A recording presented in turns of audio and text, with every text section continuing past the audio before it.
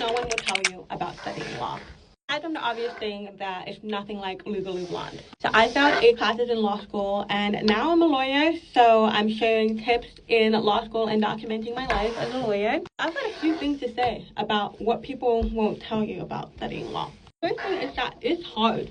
It's even for high achiever high school students. I remember in my first year where I felt so overwhelmed with the amount of work, like the amount of extra work, like it's 10x after high school, the amount of readings that you need to do, the amount of time that you need to spend on each of your units. And if you do like have a part-time job, it'll be much harder to manage that time. When I was in high school, it's quite funny because like when I was in high school, I always thought like, you know, the high achievers who did end up studying law, I did have like a little perception that they would nail law school. That's not always necessarily the case. I never failed anything in high school.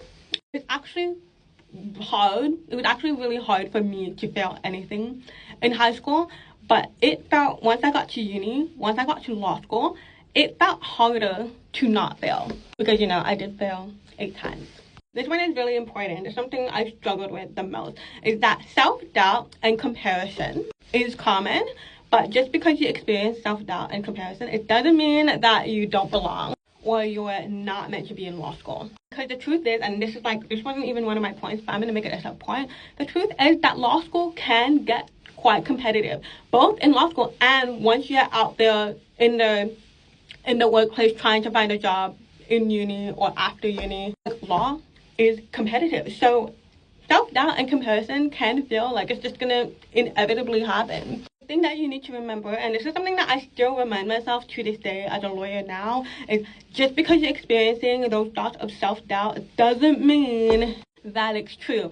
The only way that I found to really fight those self-doubt and those comparison moments is to actually study harder. When I was having self-doubt and I was comparing myself to others after I was failing classes after classes, the way to actually get over that was to actually work my butt off, study my butt off every single time. And that's how I ended up building confidence towards the end of my law school journey, was that I just put in the work instead.